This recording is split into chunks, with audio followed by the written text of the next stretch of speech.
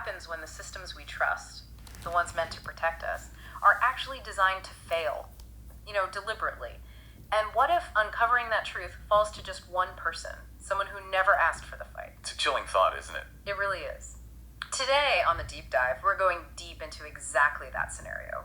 We're looking at the detailed blueprint for a political thriller, a financial conspiracy film concept called Seed of Destruction Too Big to Fail. Yeah, and our goal here isn't just to summarize a plot. We want to really extract the core ideas, look at the dramatic structure they've laid out, trace the character arcs. And get into those chilling themes, right? Basically, give you a shortcut to understanding this really intricate concept. Exactly. It's designed to be complex, but also, urgent. Totally. The outline pegs the genre as political thriller, financial conspiracy, and the tone.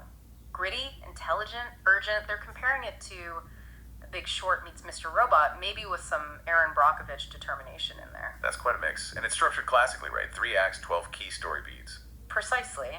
And we're going to track how each beat pushes the story forward and deepens the message. So let's start with Act 1, the setup. Okay, so the film throws us right in with this really striking opening image. Picture a glittering financial district at night. Skyscrapers all lit up. Symbolizing immense wealth, power. Right.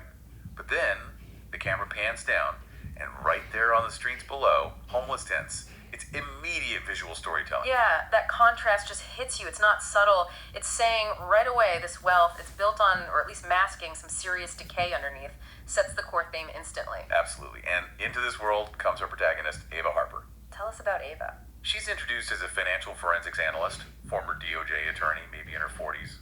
The concept calls her a reluctant crusader. Reluctant why? Well, she's already left government work, apparently after having to bury a corporate crime, so she's seen the belly of the beast, maybe compromised once, and now she's pulled back in. And she has this core value statement that seems key. If truth costs everything, I'll pay it in full. That sounds like someone who's not going to compromise again. Exactly. It sets up her driving motivation. But before the main plot really kicks off, we get these little hints, these warnings. The foreshadowing. Yeah, foreshadowing of collapse, the notes call it. Could be a leaked email, maybe an offhand comment from some low-level employee about things not being right, systemic flaws, just building that unease. Okay, so the tension's building, then comes the inciting incident. The thing that really pulls Ava into the main conflict. Right, it's a phone call from a guy named Marcus Lai, identified as an SEC whistleblower. And what does he say? He lays it out pretty bluntly. They're cooking balance sheets, fake trades, off-books transfers. It's Enron times 10, just bam, right there. Enron times 10, that immediately tells you the scale, and Ava's reaction. It's described as a chilling realization. She says, we've got a financial weapon, and it's aimed at the American people. Wow, so it shifts immediately from just fraud to something much more deliberate, like economic warfare. Precisely. That reframing gives her this huge moral imperative. It's not just about money, it's about protecting people. Okay, so who's the they? Who's behind this weapon? The primary antagonist introduced here is Dalton Raines, the untouchable billionaire, global finance mogul 50s. And his philosophy? Summed up perfectly in his quote, you think the market wants morals, it wants margins. Cold. Ruthless. Doesn't get much clearer than that. What about when he hears the SEC might be onto him? His response is just chilling. Then it's time to remind them who owns the regulators. Ooh, so that establishes his power immediately. He's not just rich. He believes he's above the law, above the regulators themselves. Ava's up against a system, not just a man. Absolutely, and that makes Ava's next move even braver.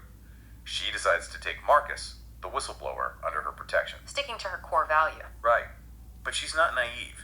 She warned him, if you're lying to me, I can't protect you from what's coming. It shows her commitment, but also her awareness of the danger, and maybe her own internal conflict about trusting him. Makes sense.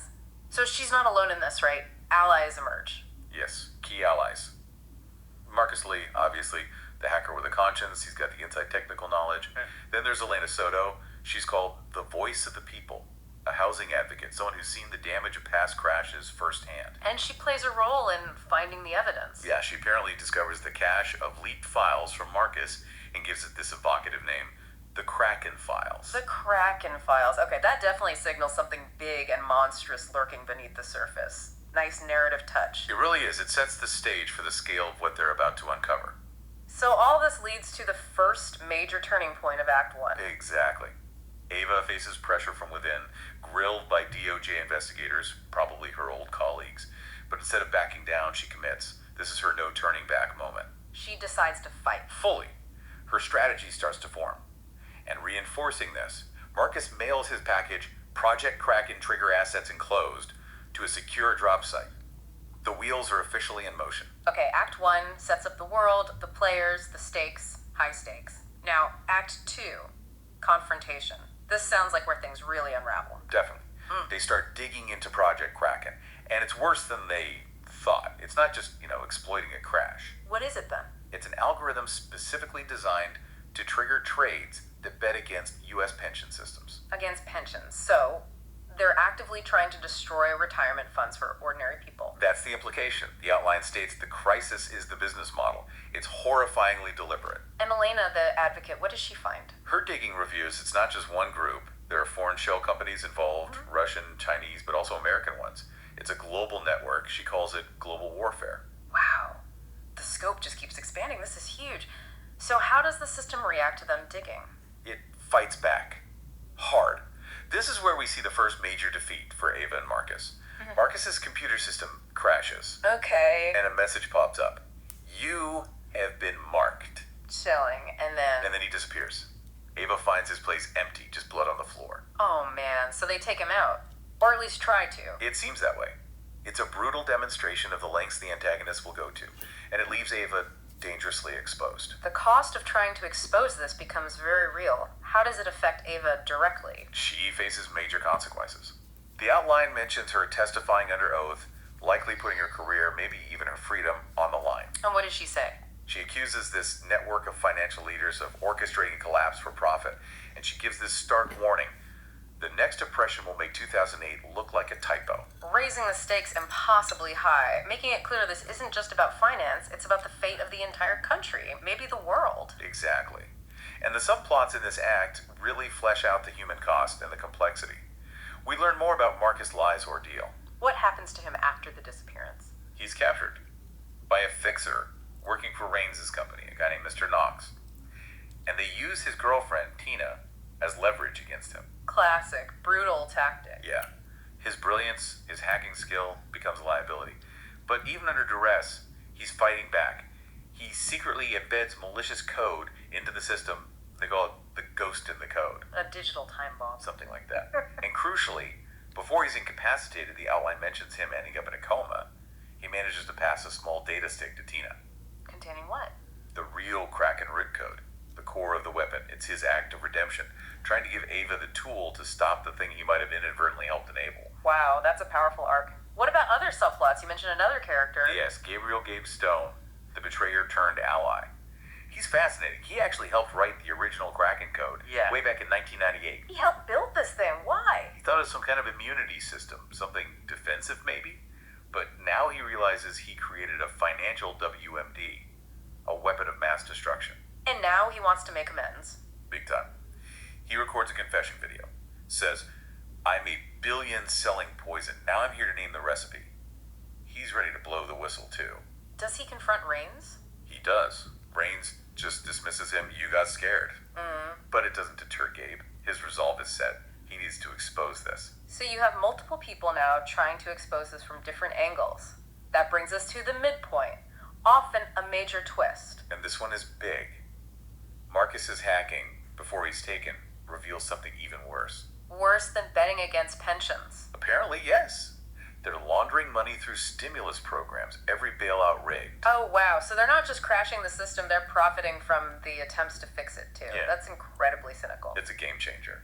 And this revelation, combined with the pressure she's under, leads to Ava being forced out of the DOJ. Aww, the dark night of the soul. Her lowest point. Exactly. She's lost her job, her main ally is missing, or worse, the conspiracy is bigger than she ever imagined.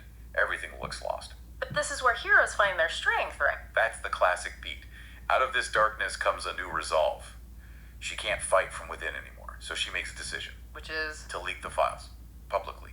With Elena's help, take the fight directly to the people outside the compromised system. A radical shift in strategy, playing by their rules didn't work. So now she breaks the rules. And that leads to the end of Act 2. The bombshell drop. The leaks start. The Kraken is released, so to speak? Precisely. And it's not just Ava and Elena anymore. Hidden supporters start to emerge, journalists, other hackers, protest leaders.